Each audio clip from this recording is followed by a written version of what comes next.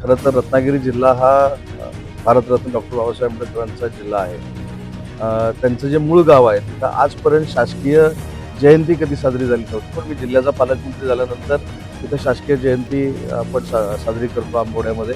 संविधानामुळे आम्ही आहोत. डॉक्टर बाबासाहेब आंबेडकरांनी जी लोकशाही दिली त्याच्यामुळे आम्ही आहोत आणि त्याच्यामुळे संविधान नक्की काय आहे आणि संविधान किती ताकदीचं आहे, जगात आपलं सर्वश्रेष्ठ आहे, हे भावी पिढीला कळलं पाहिजे, तरुणाईला कळलं पाहिजे. चांगल्या पद्धतीचं देशातलं चांगलं बौद्धविहार देखील आम्ही रत्नागिरीमध्ये उभं करतोय. 6 डिसेंबर महापरिनिर्वाण दिन महामानवाला उद्धारकर्त्याला अभिवादन करण्यासाठी राज्य देशभरातून लाखो अनुयायी चैत्यभूमी दादर या ठिकाणी दाखल झालेले आहेत. विविध क्षेत्रातील गणमान्य मान्यवर देखील दाखल झालेले आहेत. राजकीय, सामाजिक, पायाभूत नागरी सेवा सुविधा क्षेत्रातील मान्यवर या ठिकाणी उपस्थित आहेत. महामानवाला अभिवादन करतायत.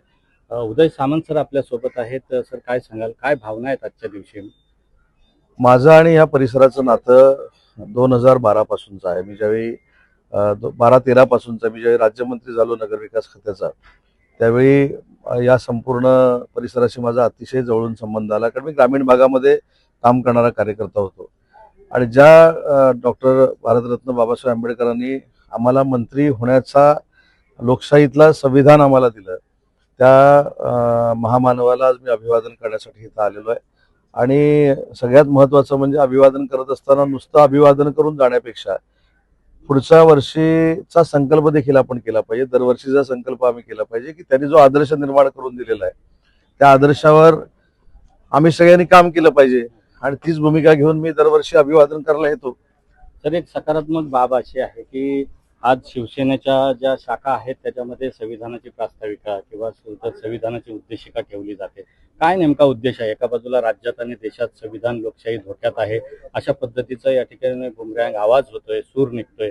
आपली ही सकारात्मक भूमिका शिंदे साहेबांच्या माध्यमातून कशी आहे? शिंदे साहेबांची संविधानाबद्दलची भूमिका ही कायम सकारात्मकच राहिलेली आहे. मी मराठी भाषेचा देखील मंत्री म्हणून काम करतोय. आम्ही एक भविष्यामध्ये पुढच्या वर्षी एक मोहीम अशी देखील राबवतोय की संविधानाच्या ज्या प्रती आहेत, संविधानाचा जो अभ्यास आहे तो प्रत्येक ठिकाणी झाला पाहिजे, अशा पद्धतीची भूमिका मी उच्च व तंत्र शिक्षण विभागाचा मंत्री असताना घेतलेली होती. दुर्दैवानं पुढे आम्ही जाऊ शकलो नाही, परंतु मी चंद्रकांत दादांना देखील विनंती करणार आहे की शेवटी संविधानामुळे आम्ही आहोत. डॉक्टर बाबासाहेब आंबेडकरांनी जी लोकशाही दिली त्याच्यामुळे आम्ही आहोत आणि त्याच्यामुळे संविधान नक्की काय आहे आणि संविधान किती ताकदीचं आहे, जगात आपलं सर्वश्रेष्ठ आहे, हे भावी पिढीला कळलं पाहिजे, तरुणाईला कळलं पाहिजे. ही माझी प्रामाणिकपणाची भूमिका आहे आणि त्याच्यासाठी मराठी भाषेचा मंत्री म्हणून जे काही मला करता येईल ते मी करणार.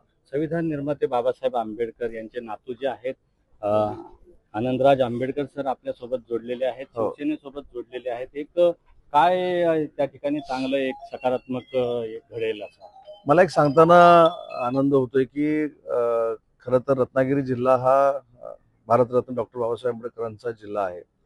त्यांचं जे मूळ गाव आहे तिथं आजपर्यंत शासकीय जयंती कधी साजरी झाली नव्हती. पण मी जिल्ह्याचा पालकमंत्री झाल्यानंतर तिथं शासकीय जयंती आपण साजरी करतो आंबोड्यामध्ये.